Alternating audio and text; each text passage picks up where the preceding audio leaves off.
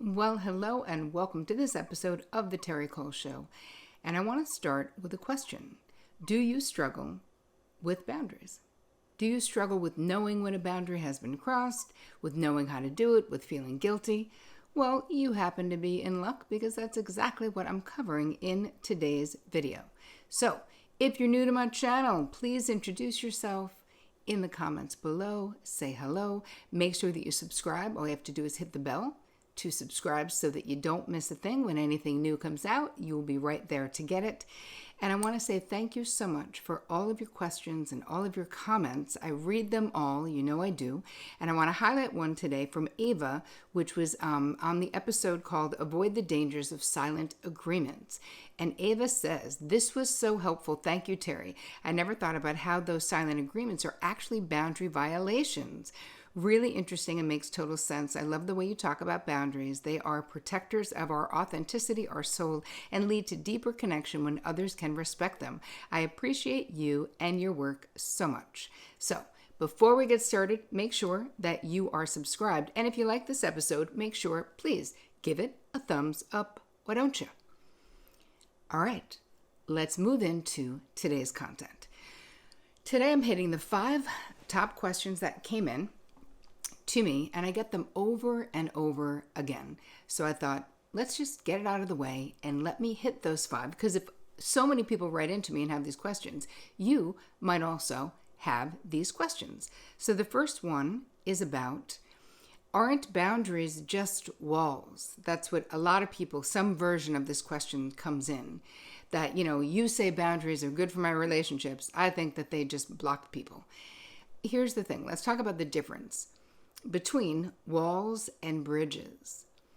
Boundaries are not walls, because when you are a boundary boss, when you are healthy with your boundaries, it means you're communicating effectively, that you are telling the truth about how you feel about things.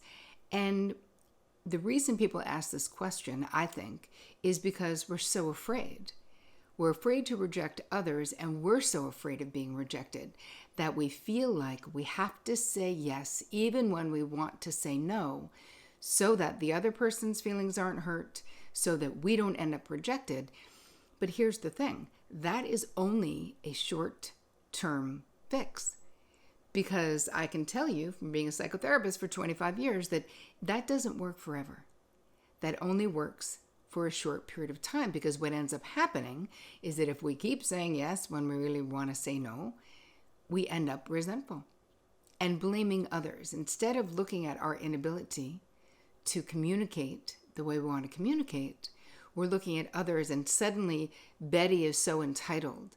I can't believe how nervy this person is, seems to be what our focus is, rather than learning to set boundaries with kindness, with ease, with grace, with love, which is totally possible to do. So, I'll tell you more about that later. The second question is, how do I know when a boundary has been crossed? So again, now this speaks to not being totally sure what our rights are when it comes to our boundaries. So if it's confusing to you, and this is a question you have, I'm going to ask you to dial into your body. You always know somewhere in your physical self when a boundary has been crossed. Because the moment that person makes that bitchy comment or whatever it is that happens, or asks you to do something that you've already said no to, but they ask you again, what kind of a response do you have in your body? Constriction, a tightness in it could be your chest, it could be your throat, it could be a headache, but you definitely have a physical response. In the moment, we might also go into fight, flight, or freeze. And so maybe you don't have the ability in that moment. But the whole reason I created the Boundary Bootcamp course, which is coming up, so all the details for that you'll get at the end, and why'd I write a whole book called Boundary Boss on this topic, which you can get at boundarybossbook.com, is because nobody taught us how to do this. Nobody taught us how to know when a boundary has been crossed, because so many of the messages that we've been getting and that we got, especially as children, because those are the ones that really linger, are be a good girl, be a good boy, turn that frown around, don't be a troublemaker, right? Don't be a drama queen. These are messages that we have gotten, years and years and years. So they really end up sinking in. So if you feel threatened in the moment that a boundary has been crossed, it would make sense that it might be hard in that moment to say something. But your awareness is what is going to create the change, the opportunity for change, for you to do something different. So the first pillar in my 5 pillars of really it's self-mastery. And this is what the Boundary Boss course, oh my God, get it together, Terri. The Boundary Bootcamp course is based on the 5 pillars of transformation and self-mastery. And the first one is self-awareness. So be gentle with yourself throughout this process, right? Nobody taught us, but you for sure can learn. So how do you know a boundary has been crossed? 2 things. Think about how you feel physically and how you felt in that moment, and then check your resentment. Who are you feeling resentful about? Oh, that's probably because a boundary has been crossed or a need is not being met. So those are 2 ways right now that you can figure out when a boundary has been crossed. The third question is, how can I set boundaries kindly and clearly without sounding like a bitch? So this speaks to one of the greatest fears and one of the biggest blocks that people encounter when they're really looking to get fluent in boundaries, is this fear of doing it wrong or doing it in a caustic way that alienates people. But in that question is the assumption, the limiting belief that setting boundaries in some way makes you bitchy or selfish or self-centered. And for that question, I always want the questioner to sort of look within. What are your limiting beliefs about someone who has healthy boundaries? Do you think that means that they're a bitch, or that they're bitchy, or that they're mean because they assert their boundaries? Because there is always a way, and within the course itself, and in the book too, I give you tons of scripts, but you need to understand yourself. Why has it been hard for you? Specifically you, because there's boundary dysfunction. There is no one size fits all, because we were all raised in different cultures, countries, families, and then we have your own personality to bring into the mix. You might be an extrovert. You might be an introvert. You might be super duper shy. All of those things impact how you approach boundary setting and how intimidating it can feel to do it. But just know that you can learn the process of doing it, and you can always do it in your own style, your own way. The way that I teach this in Boundary Bootcamp is every single thing is about you customizing the scripts to yourself, the way that you would say it. So basically you have script stems, so that's the base of the script. And then you add. Some people like to have a lot of positivity. So, and I like to start with something positive. And I think, you can say, thank you for thinking of me, rather than just, no, I can't make it. And especially with people that you have a good relationship with, we want there to, the kindness that we actually feel, or the fondness we feel for them, doesn't just disappear because we're not acquiescing to everything that other people want.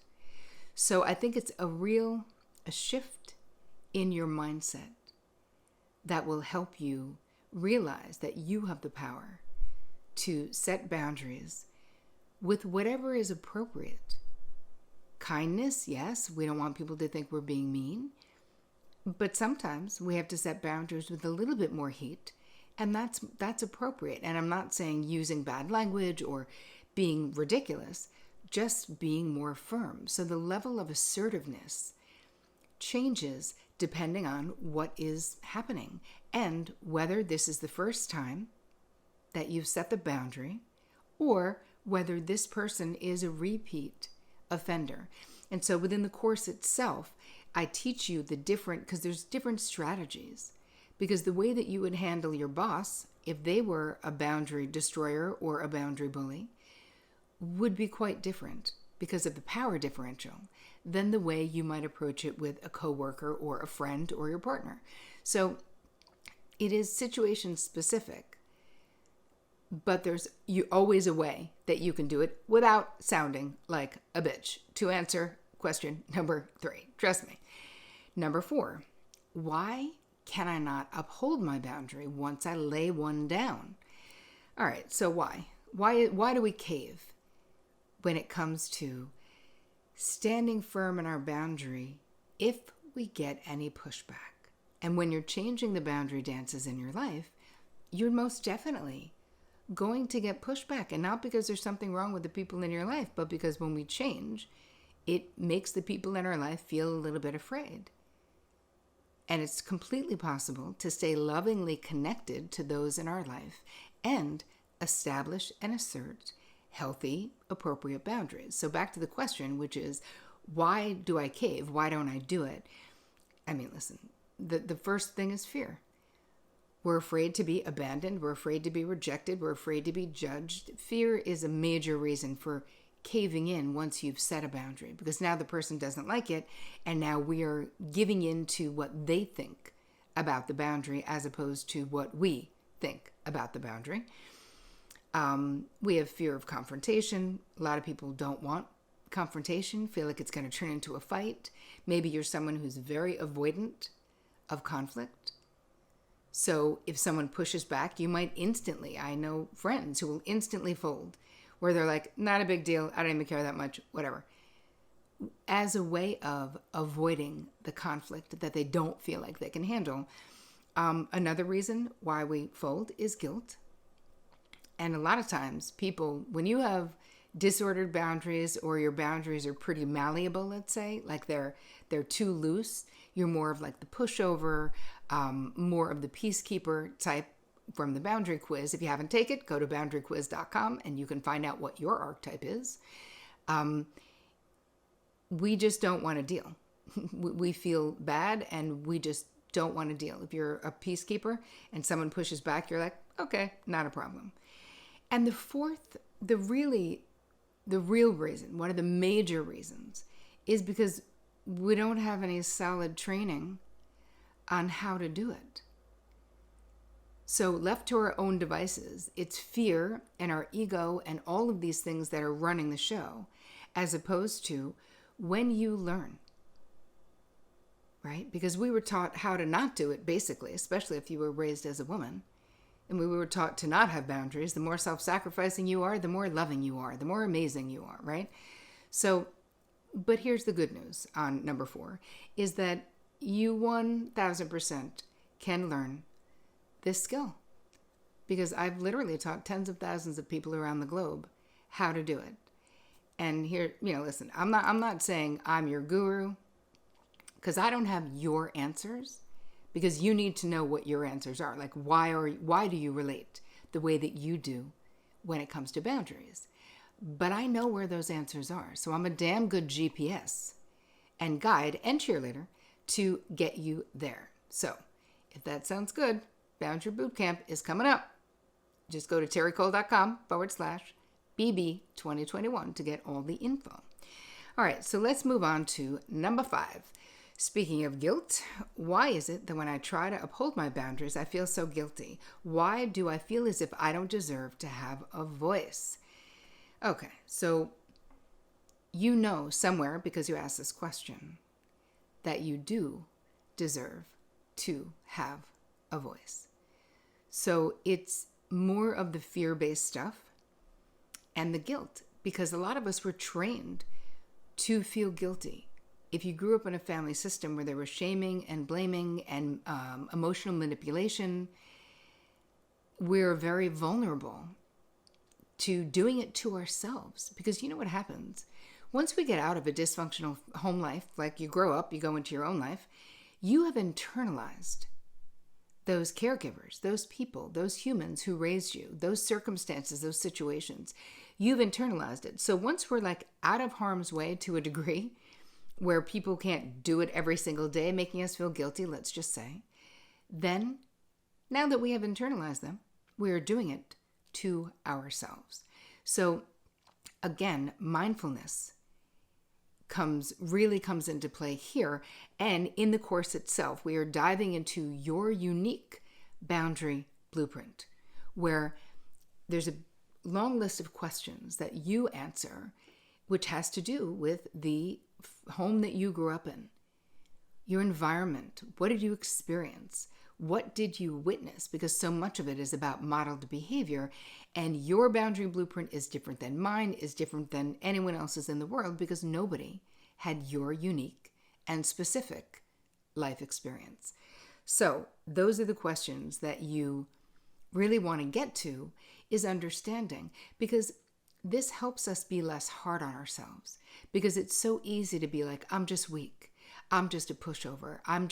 My clients would always, and people in my courses as well, saying, what's wrong with me?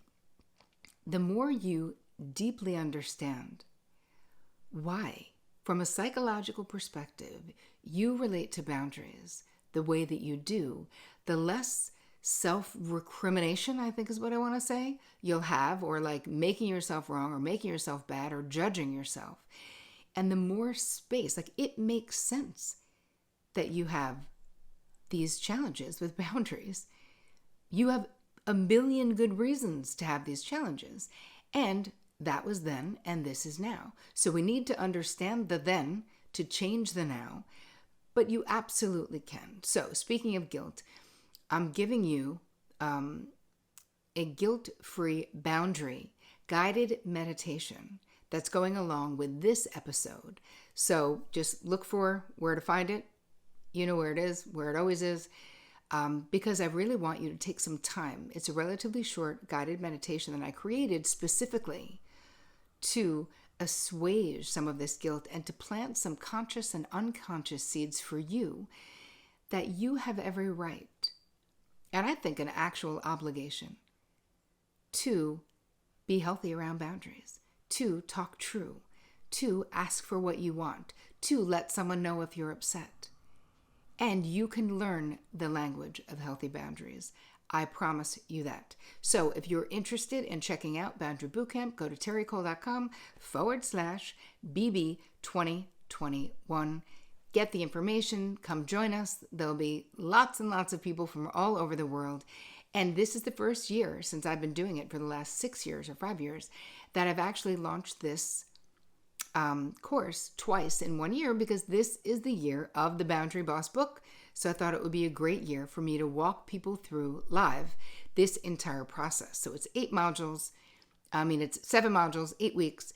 It's amazing. It's a deep dive. I think you will love it. In the meantime, I hope that this was helpful to you. You know where I am, Instagram at Terri Cole. Find me, drop your comments right here if you're watching this on YouTube, because you're it for me, people. I'm most interested in what you have to say all the time. So I hope this was helpful, and as always, take care of you.